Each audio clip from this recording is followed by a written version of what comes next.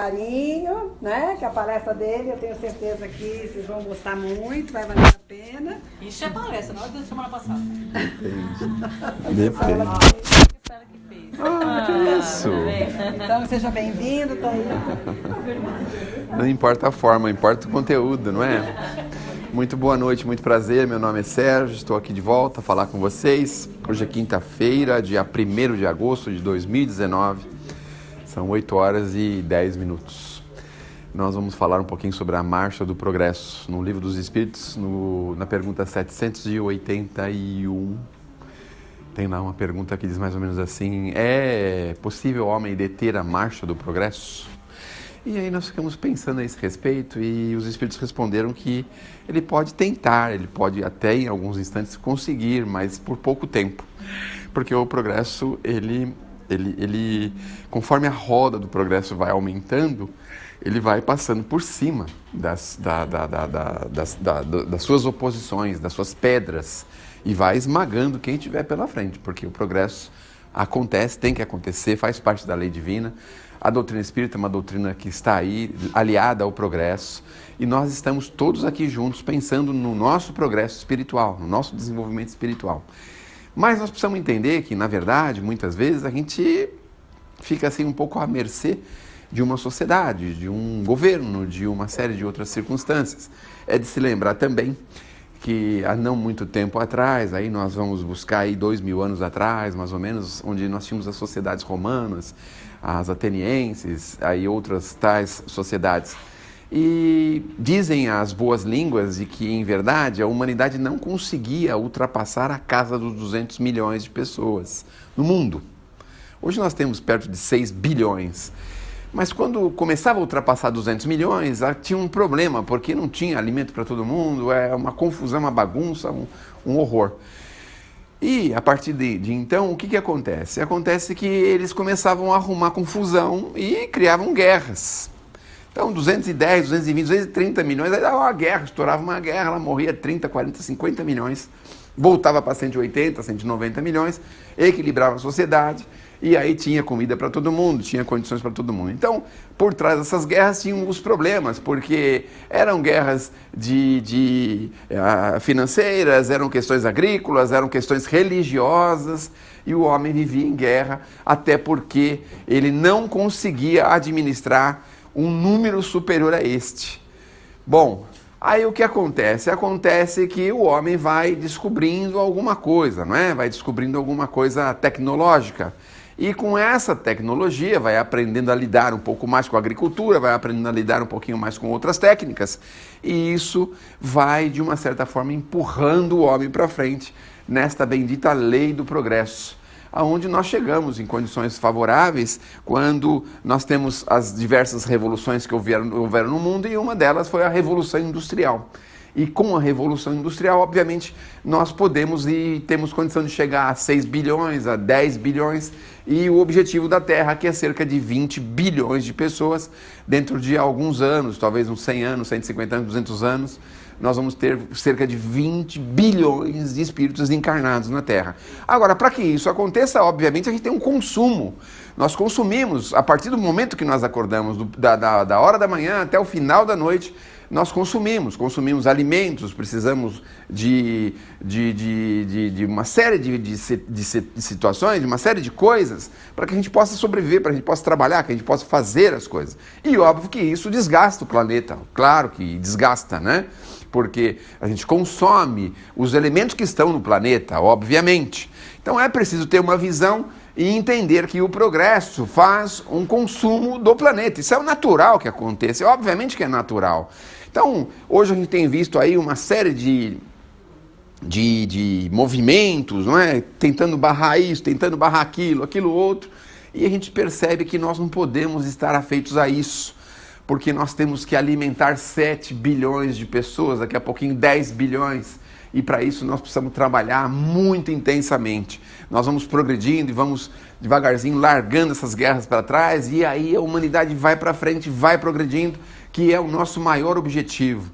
Então hoje, por exemplo, a gente tem aí contaminando o mundo, essas questões ideológicas, essas questões que visam atacar o capitalismo, atacar o produtor, atacar as pessoas que produzem. E isso é uma grande besteira, porque, em verdade, são eles que nos ajudam a promover esses 7 bilhões de vida na Terra.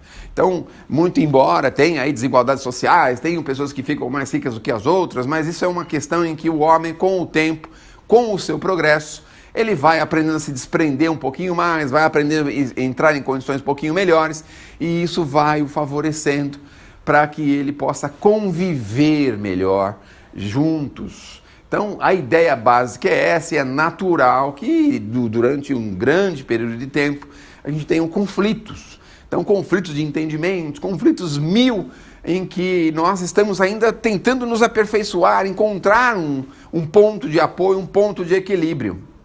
Mas essa conversa está muito séria, né? Ufa! Você sempre faz o pessoal rir, hoje você está muito sério. Muito sério, é melhor acalmar um pouco, né? Então, nós estamos aí nessa condição, na condição de espíritos num rumo, não é? Numa diretriz de progresso. Nós estamos aqui para progredir. Tem uma frasezinha bonita de um companheiro espiritual que diz assim: ninguém progride sem renovar-se. E aí que está a questão da doutrina espírita. A doutrina espírita precisou chegar na Terra porque nós estávamos equivocados com as ideias religiosas até então. Mas a doutrina espírita não podia chegar antes de 160, 170 anos atrás, porque nós não tínhamos preparo. E se nós percebermos, durante a marcha da humanidade, nós vamos perceber que as coisas não podem acontecer antes do tempo. Então, como que nós vamos ter um automóvel que ande a 100, 120, 200 km por hora, se nós não temos uma condição de freá-lo, se nós não temos uma estrutura que possa suportar a velocidade, que nós não temos sistemas de aerodinâmica que possam fazer com que ele fure o tempo, o vento, sem armazenar, lógico, né? Sem armazenar o vento, né? Então. Estocar.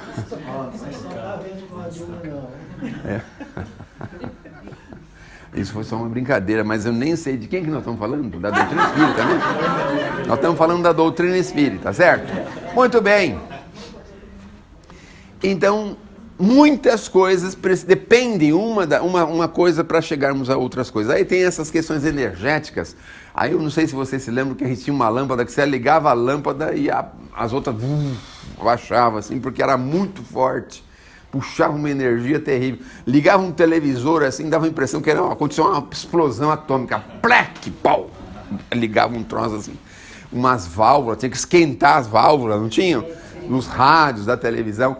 Então, até aquele tempo, obviamente, a gente vai aperfeiçoando. Então, hoje nós temos uma iluminação cada vez mais eficiente, condições mais eficientes, formas energéticas mais eficientes.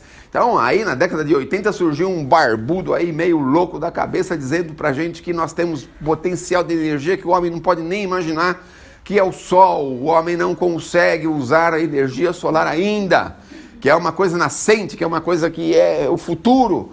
Então nós estamos atrás aí de rodar água, de armazenar com água, de movimentar água, milhões de litros para movimentar, para criar, para armazenar energia, para a gente poder conviver. Mas o tempo vai mostrando para a gente que isso são aspectos que nós vamos buscando, vamos melhorando, vamos adquirindo, vamos se desenvolvendo. Mesmo com a doutrina espírita, que nós não podíamos entender algumas coisas que a doutrina nos fala hoje, porque faltávamos para a gente uma espécie de maturidade. Então falar de vida espiritual, falar dos mundos habitados, falar das leis de reencarnação, as leis de causa e efeito, falar de doutrina espírita, se fosse há 500 anos atrás, talvez a gente estivesse ainda lutando para entender essa ideia ainda hoje. Então as coisas vão chegando mais ou menos na hora certa. Então a gente vê, por exemplo, os aspectos de comunicação. Quem é que podia imaginar 10 anos atrás que a gente estaria numa condição de comunicação tão eficiente como nós temos hoje? Eu me lembro, não muito tempo atrás, que eu entrei num negócio chamado plano de expansão. Ufa, a senhora entrou também? A gente entrava no plano de expansão e recebia um carnê, assim, Aí você pagava 24 meses. Não mais. O senhor era 36? Era. O dela era 36. E aí ficava mais uns 24 ou 36 meses esperando chegar a linha. E quando chegava a linha, fazia festa, chamava os vizinhos, era um negócio assim. Falava para todo mundo, eu fazia questão.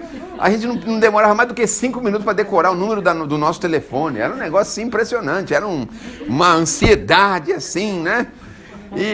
E hoje você anda no meio da rua, aí o pessoal te oferecendo um telefone por R$5, R$3, de graça, para você instalar a linha de graça. Aí, hoje mudou, as coisas vão mudando e as coisas vão se aperfeiçoando. Então na doutrina espírita não podia ser diferente e nós vamos percebendo que nós precisamos mudar, renovar, melhorar. Nós não podemos continuar com as mesmas ideias que nós tínhamos, por exemplo, há 500 meses atrás, 600 meses atrás, 720 meses atrás. Nós precisamos renovar, melhorar. E isso causa um impacto muito forte na gente, porque hoje a gente tem que ver. Eu digo tem que ver, porque isso ainda é uma coisa tacanha da minha parte. Mas de vez em quando a gente tem que observar algumas coisas e falar, meu Deus, não achei que eu ia ver um troço desse na minha vida. E hoje a gente tem que ver, tem que observar e tem que procurar entender. Entender que nós somos imortais, que nós somos espíritos ainda em processo de desenvolvimento, de conhecimento, de integração, que nós ainda não sabemos tudo, que aí nós estamos aqui ainda numa fase de aperfeiçoamento e que nós precisamos entender que as pessoas erram, que as pessoas acertam.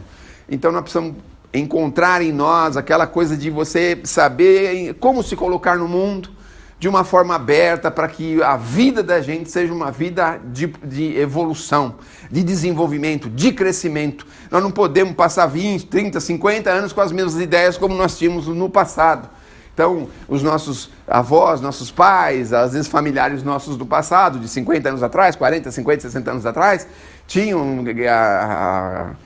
nasciam com uma determinada mentalidade na adolescência, qualquer coisa assim, e permaneciam com aquela ideia durante 20, 30, 50, 60, morriam com aquela ideia, não se modificavam, não se dobravam e, enfim, perdiam uma encarnação porque não conseguia andar ou progredir. Então, o que nós progredimos no passado é uma diferença muito grande com o que nós progredimos hoje. Então, dizem que nos últimos anos, aí, a partir da década de 50, de 60, nós começamos a progredir muito intensamente. Então, para você ter uma ideia, nós temos informação, as nossas crianças têm informações tão grandes, mas tão grandes hoje, que nós não tínhamos na nossa idade, no nosso tempo. Então hoje as crianças sabem de coisas que a gente nem podia imaginar. O máximo que a gente sabia era fazer cerol. Você sabe fazer cerol? E pra que vai fazer cerol? Não presta pra nada essa porcaria, só serve pra estragar e machucar e criar problema. Mas então, no tempo nem tinha motoqueiro, o máximo que tinha era gente com bicicleta. Quem tinha bicicleta tinha muito dinheiro, inclusive, na época, é ou não é? Que nem quem tem violão hoje, né? É, porque pensa bem, o camarada para ter um violão, ele tem que saber tocar. Não é mesmo? Então tem que ter alguém, tem que ser gente que tem recurso para isso, né? Então é assim. Então, violão de segunda mão, é isso aí. É que você já é uma pessoa já assim evoluída. Ele fala assim, vou tocar violão, aí a Zanga compra um violão, pensa que é só comprar, e não é. Então, pensa que é só comprar. Então nós vamos pensando que, em verdade, nós vamos devagarzinho encontrando formas de crescer, de se desenvolver. As nossas crianças hoje estão numa condição bem diferente e muitas vezes nós temos que engolir seco diante de conceitos, de ideias, de coisas que eles falam pra gente e a gente fica assim meio, você percebe que eles já vêm mais preparados do que nós na nossa época. Nós nascemos com o olho fechado, demorava 7 dias. Para abrir os olhos. Ficava de faixa. A criança hoje nasce com o olho aberto, discutindo ainda que quer, o que não quer. Ainda compra carro pro celular. Então. Você nasceu com o olho aberto? Não lembra, né? Esse zoião bonito aí? A gente não lembra, não, claro. Para desenvolver a criança para andar, levava, sei lá, 10 anos para a criança andar, porque eles amarravam as pernas da criança com aquele troço. Não é? Lembra? É uma faixa inguinal. Amarrava a criança, punha faixa, punha não sei o quê. Meu Deus do céu. Se você fosse fazer uma cirurgia, meu Deus do céu, você ficava... Os caras faz cirurgia, sei lá, ortopédica, 3 dias depois manda você andar. Um negócio impressionante. Fez cirurgia cardíaca, levanta daí, vagabundo, vai tomar banho. É assim que eles cuidam da gente agora. Mudaram os conceitos, tá vendo? Você se cuida, hein? Você se cuida, hein? Então, agora você vai lá entrar na caixa, o cara fala, bom, você não pode trabalhar, você vai pro escritório, vou mandar você vai pro escritório, você fica lá com a caneta e trabalha. Não tem mais esse negócio de que não consegue andar, não consegue levantar nada, não consegue fazer nada, não, pode trabalhar dentro do escritório. Então, devagarzinho, nós vamos percebendo que estamos num processo intenso de evolução. Então, o que demorava 50, 100 anos para acontecer, hoje, em 5, 10 anos, nós temos uma explosão de novidades. Eu lamento dizer a todos vocês que tudo que nós sabemos hoje, daqui a 5 anos, nós não vamos saber nada do que tudo que nós sabemos hoje. Não vai representar absolutamente nada do nosso conhecimento. E assim, para apavorar os nossos irmãos da saúde mental, porque dizem que a gente não precisa tomar cuidado, por exemplo, assim, antigamente não, recentemente tem gente que fala assim que você não pode se relacionar com mais de 100 pessoas, não pode ter mais do que 100 amigos. Ninguém tem mais que 100 amigos no Facebook? Nossa! Eu já nem tenho Facebook, porque eu sigo o conselho da doutora, né? Mas a gente vai percebendo o quanto nós, na verdade... Não é que nós vamos nos relacionar com as pessoas como amizade, com essa coisa, né? Nós vamos aprender a relacionar com qualquer pessoa em qualquer parte do planeta, gente. É isso que é o importante. De você saber se colocar, saber falar, saber ficar quietinho na hora que tem que ficar quietinho. Essas coisas assim, de aprender a conviver socialmente. É isso que nós estamos, obviamente, treinando com essas redes sociais. É óbvio que nós estamos treinando isso. Eu não sei por que razão, mas a gente é tão melindroso nas redes sociais. Alguém fala alguma coisa, já quer acabar com o Facebook, acabar com tudo. Vou sair do Facebook, logo vai acabar essa droga aí. Você já pensa assim, né? E que não importa os outros. Então a gente vai aprendendo a lidar uns com os outros. Escuta uma bobaginha, releva, escuta outra coisa, uma palavrinha mal colocada, uma brincadeira de mau gosto, uma coisa... A gente vai com isso burilando-se, vai com isso se fortalecendo para conviver em família, em sociedade. Porque de que forma a gente consegue conviver se você não conseguir entender um pouquinho o outro e escutar um pouquinho de bobagem do outro e seguir em frente?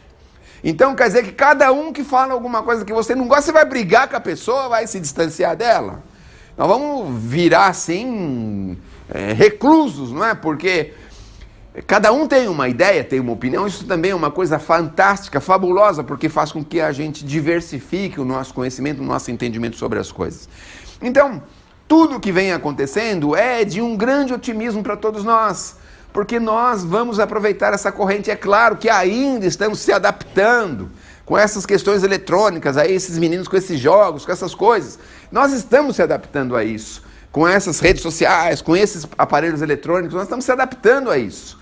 Mas vai chegar uma hora que nós vamos estar adaptados, dar o valor que aquilo merece, dar o tempo que aquilo precisa e o que aquilo que merece. Então, com o tempo, nós vamos burilando para encontrar um ponto de equilíbrio. Porque essas coisas que estão chegando não é para maldizer a humanidade, como algumas pessoas falam, antigamente as coisas eram tão boas. Vocês têm essa ideia?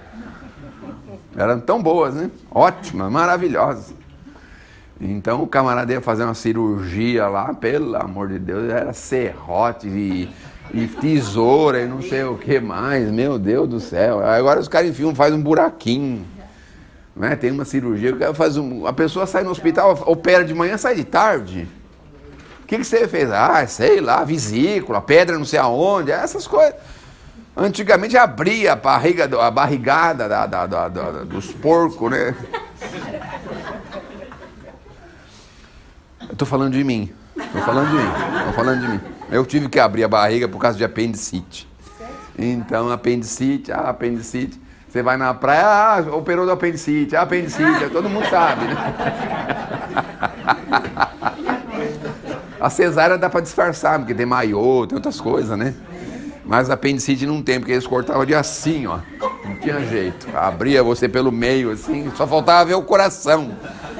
Agora esse cara põe um caninho lá, um buraquinho, tira e faz não sei o que, e suga, e põe não sei o que, e faz, pronto, resolve. Bom, então com o tempo nós vamos chegando a este ponto de equilíbrio. Mas o ponto que nós precisamos chegar com o conhecimento da doutrina é justamente esse de convivermos pacificamente, tranquilamente, confiantemente uns para com os outros. E aí que está a grande jornada, a grande sacada da doutrina para todos nós. E a doutrina não veio nada mais, nada menos fazer que o quê? Veio relembrar Jesus. Porque Jesus há 2000 anos atrás já começou a falar isso. Então é uma semente que já foi plantada há 2000 anos, que agora começa a florescer. Começa a florescer porque nós vamos entendendo que nós não estamos aqui pela primeira vez, nós vamos entendendo que nós somos imortais, nós vamos entendendo que a vida é passageira para todo mundo, que todo mundo tem a sua estação de passagem, de chegada e de saída do planeta. Nós vamos entendendo que vamos deixar tudo para trás. Nós vamos entendendo uma série de coisas. Vejam, eu soube aí que daqui a alguns anos, 10 anos talvez, raros de nós vamos ter carro. Não vai ter necessidade de você ter carro.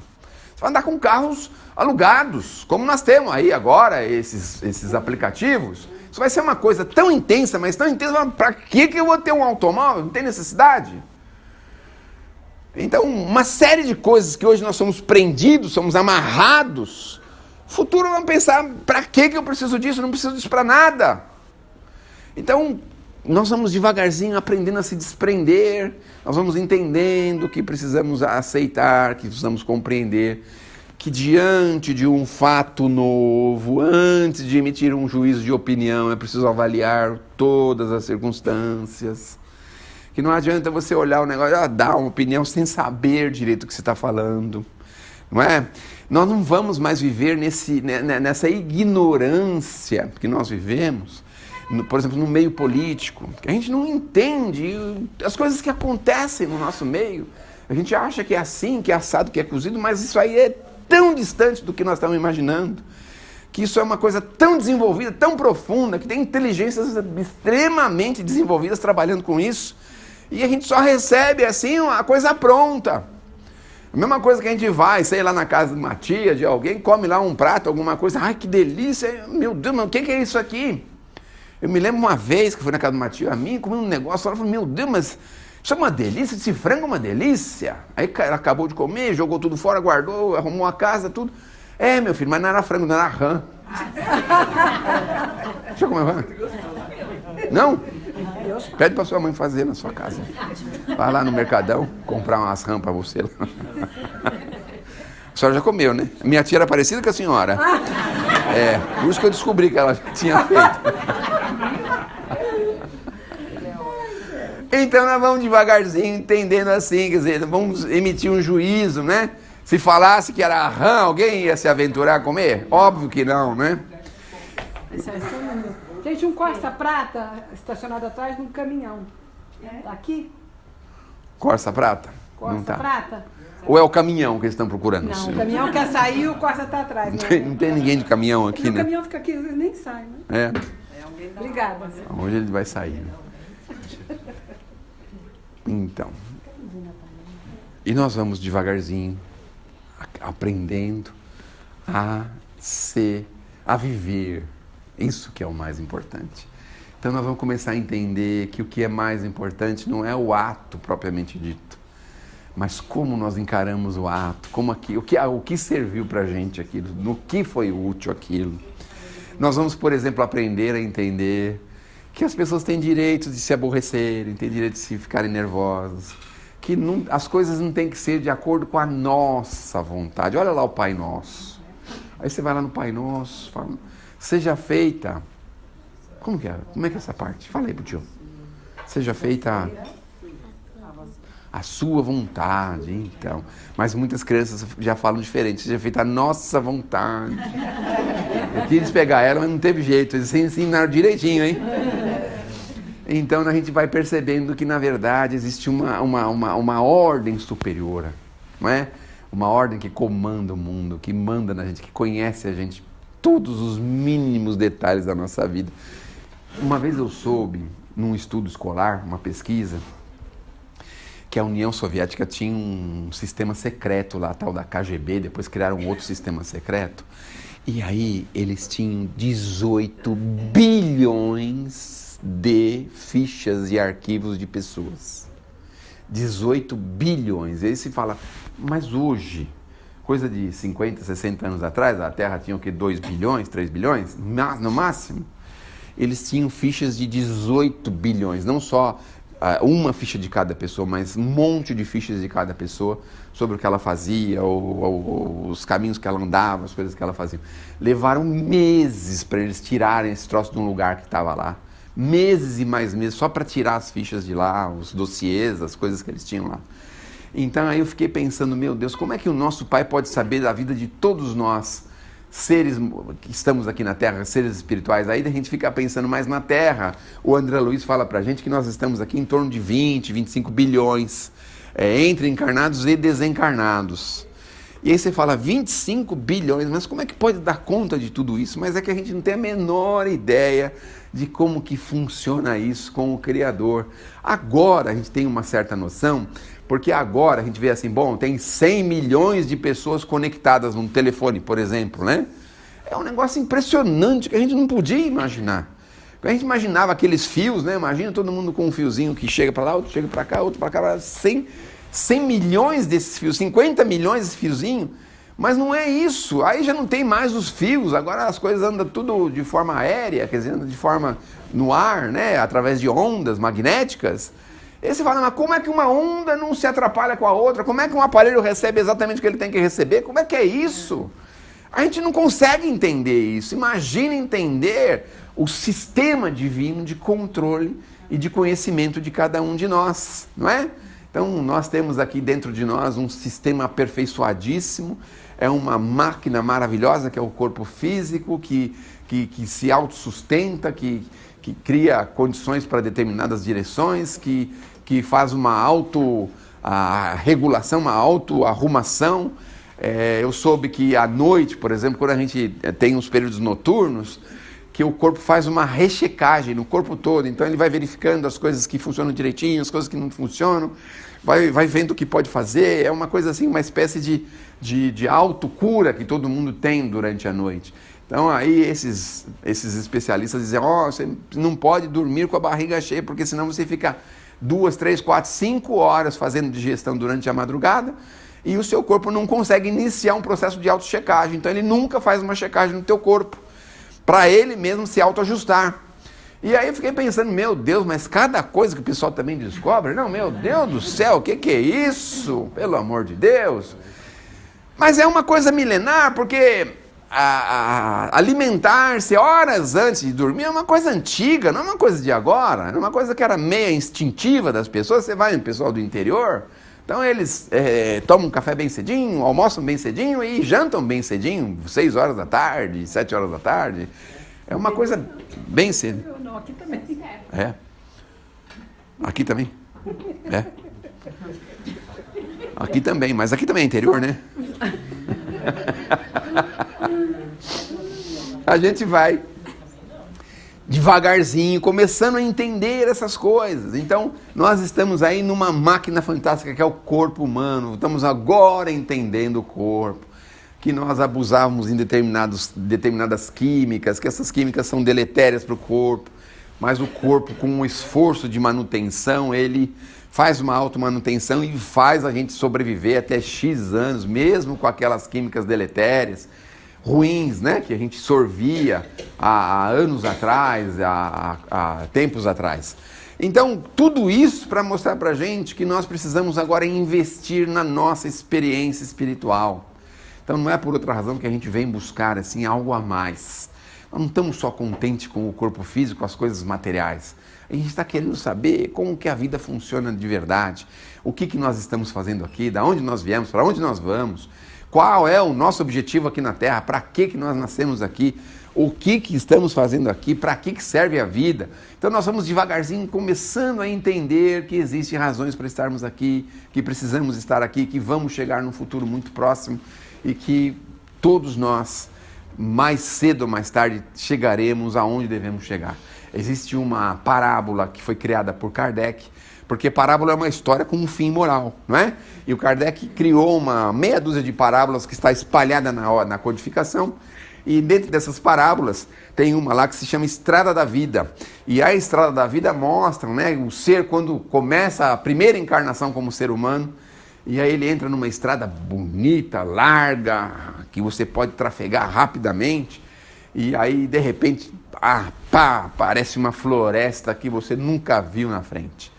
E aí você não sabe a dureza das pedras, você não sabe o pontiagudo dos espinhos, os animais bravios, e aquela é uma guerra, porque você vai aprender tudo. Então você entra numa floresta como se nunca tivesse entrado, que é um desastre, não é? Mesmo hoje, com o homem moderno, civilizado, se colocar a gente numa floresta, nós estamos lascados, a maioria de nós, não é? Porque nós não temos a menor noção como lidar com essas coisas num lugar desse. E aí o espírito está lá, e quando ele está quase desistindo, a estrada aparece novamente. Aí ele pega a estrada e vai mais um pouco. Aí vem a segunda floresta, mas na segunda floresta ele já sabe mais ou menos que ele não pode ficar cutucando os espinhos, que tem animal bravio, que ele tem que se defender, ele já sabe que a pedra é bem dura, que ele tem que procurar provimentos, que ele tem que achar coisas que são importantes para a sua saúde.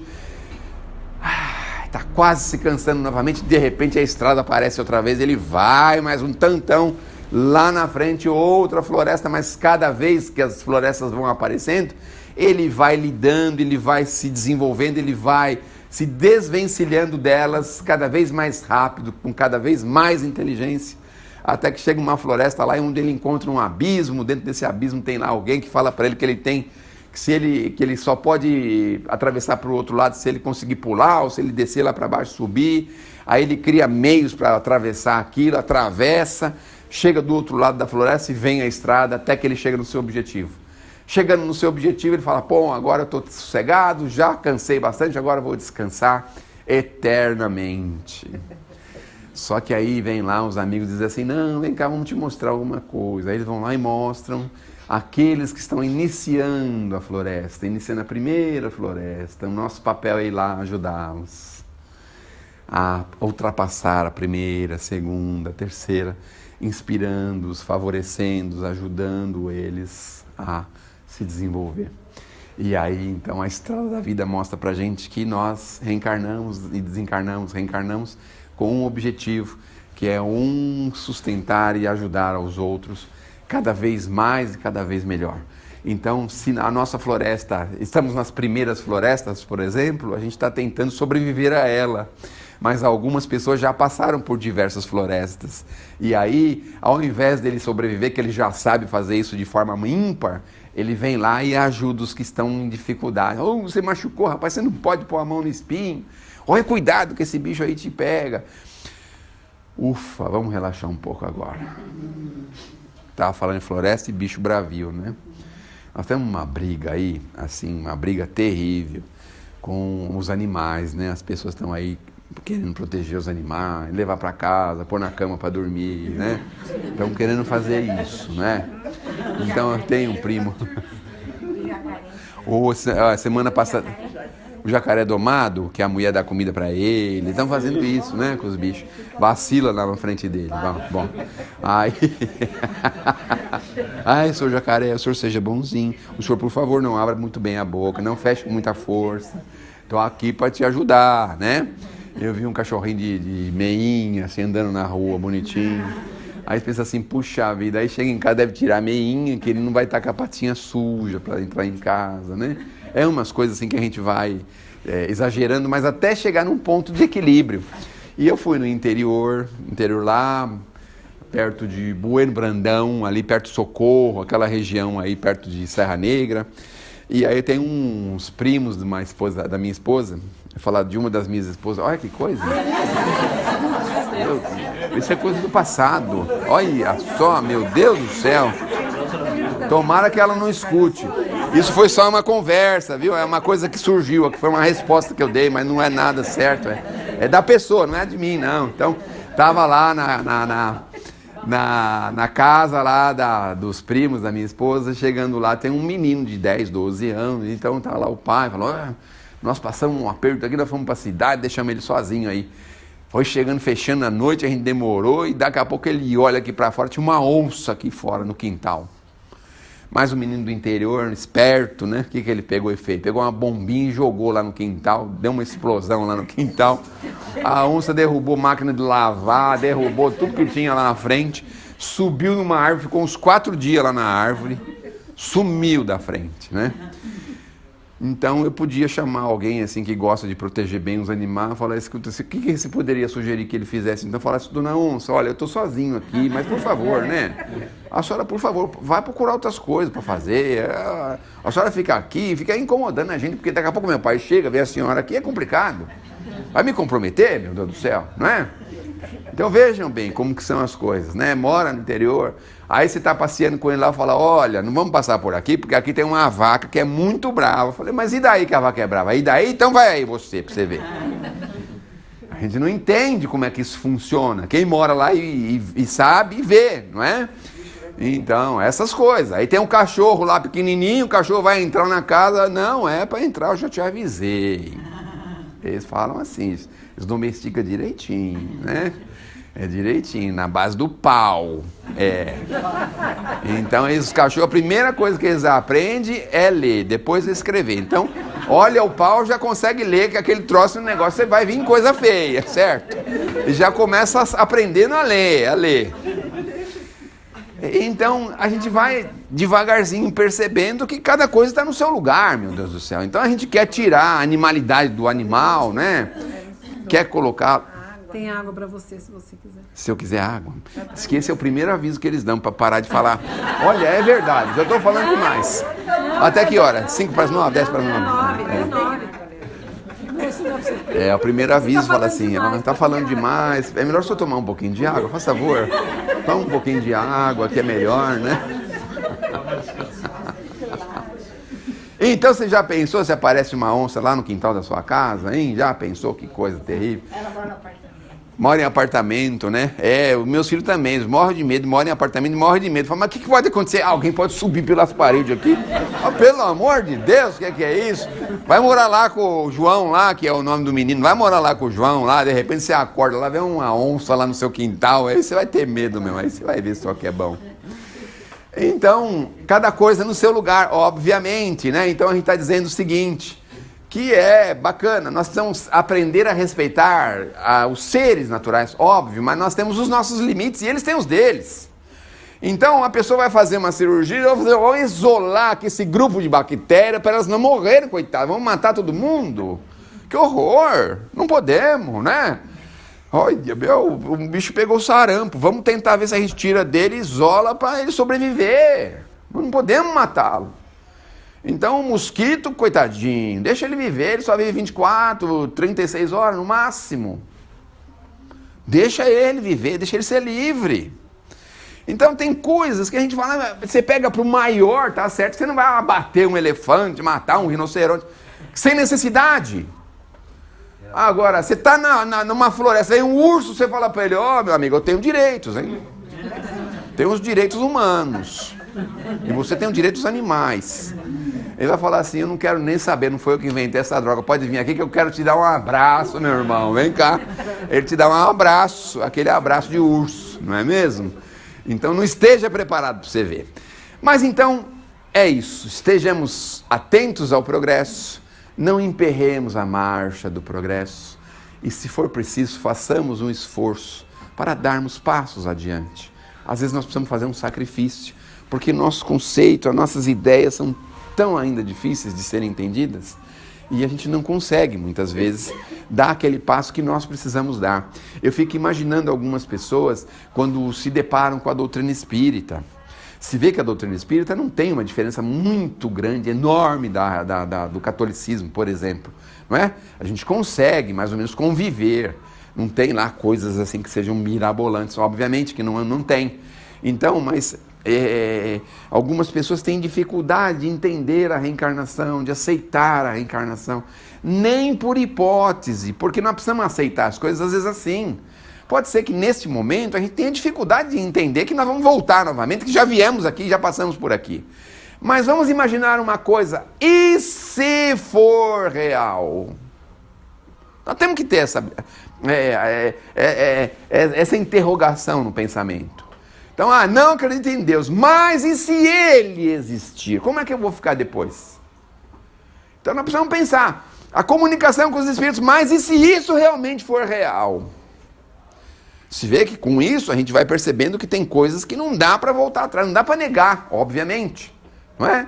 Então ter essa possibilidade de aceitar essas ideias de forma ao progresso. Então a doutrina espírita não veio acabar com as religiões, em absoluto, Kardec não fala isso. Ela veio dar sustentação e apoio. Nós não vamos ser uma sociedade, uma humanidade de espíritas no futuro, não é isso. Cada um vai ter os seus conceitos, as suas condições. A doutrina espírita só dá um apoio a isso, só dar um apoio científico, filosófico. Então, hoje nós podemos aceitar algumas coisas que a igreja falava para a gente há 500 anos atrás. Nós podemos aceitar algumas coisas que algumas religiões têm, que no entendimento delas são situações dogmáticas. E nós conseguimos entender, destrinchar isso e entender. Então, essa questão do sofrimento, essa questão do matrimônio complicado, não é? Aqui na Terra, até há poucos anos atrás, 20, 30 anos atrás, a maioria dos casamentos eram casamentos de provações. A maioria deles. Como que a gente pode entender isso? Mas é boa diferença de entendimento das pessoas, diversidade de comportamentos. O que acontece que as pessoas se casam e têm um conflito terrível? E aí veio a doutrina e fala, não, calma, nós precisamos se reajustar uns com os outros. Por que eu tenho um filho tão problemático? Aí vai lá, pede para Deus, pede, e o filho não continua, não muda, fica do mesmo jeito. Então a doutrina espírita fala, olha, é um espiritinho que muitas vezes nós embaraçamos ele no passado, tenha paciência, vai em frente. Então essas coisas vão dar sustentação para a gente. Porque a ligação com Deus, cada um vai ter o seu jeito de ligar-se com Deus. Agora, com relação a essas questões aqui entre nós na Terra, então vamos entender que o Criador está acima disso. Que ele não é lá um soberano que gosta de ser bajulado e fica lá exigindo recursos financeiros dos seus filhos para poder favorecê-los. Imagina só, um senhor do universo precisa de moedas humanas. Imagina, moedas de ouro, para que ele quer isso? Lamber sabão, que eu preciso de moeda? É que nem a gente, né, quando já está com mais idade, não é mesmo? Veio o INSS e fala assim, olha, você estava ganhando R$1.500, vamos passar você para 10 mil. Pode parar, hein? Não vem com conversinha, não quer saber do seu dinheiro, não. Pode ficar para você. Não é assim? Não é assim? E você sabe o que é pior? A gente ganha 1.700, né? A senhora é aposentada também, não? A senhora é, né? A senhora ganha 1.700 também? Um pouquinho mais. Meu Deus do céu. Eu preciso rever a minha, então. Se a gente ganhar 10 ou 15 mil, vai ser a mesma coisa, porque a gente vai gastar errado do mesmo jeito. Do mesmo jeito vai ser errado. Foi Jesus Cristo quem disse, sob a inspiração de Deus, vai Allan Kardec à terra e fala aos rebanhos meus. Tira o povo da heresia. A heresia é essas superstições, esses besterol que nós passamos séculos, sabe? Besterol do gato preto, da escada, dessas besteiras. Mês de agosto. Dá pra jogar uma praga em vocês, mês de agosto. Tomara que venha um expositor aqui que não deixe vocês dormir de jeito nenhum.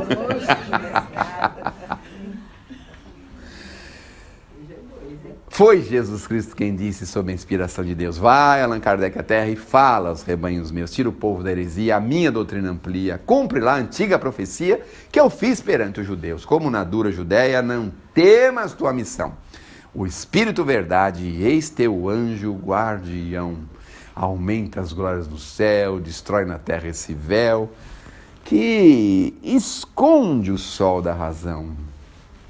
E o apóstolo dileto despediu-se de Jesus. E como um condor fantástico, mais veloz que a própria luz, ao lado de outros heróis como ele mesmo, faróis, passou por milhões de sóis. E em Lyon, na França, viu a sua cruz. Esta é uma poesia que tem duas partes, e o nome dela é Luz e Trevas. Eu contei para vocês a parte da luz, mas vocês podem conhecer a parte das trevas depois do Kardec. O que aconteceu? Então agora, depois de muito sacrifício, mais de 100 anos de sacrifícios, de dificuldades dos nossos contemporâneos do passado, que sofreram para implementar a doutrina na Terra, nós estamos agora vendo um limiar de luz novamente, né? Porque a doutrina espírita passou por momentos muito difíceis de entendimento, de conhecimento, assim como qualquer nova teoria na Terra. Então a gente não conseguia aceitar que a Terra era esférica, oval ou redonda. A gente não aceitava de jeito nenhum a teoria da relatividade, não aceitava nenhum a teoria do evolucionismo.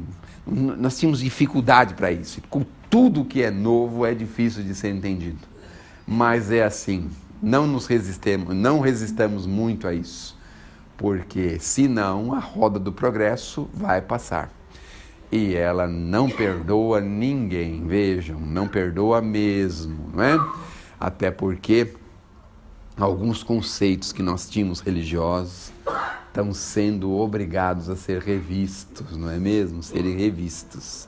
Então, o progresso está aí, a ciência está aí, nós estamos aqui e nós precisamos progredir, porque terminamos como começamos.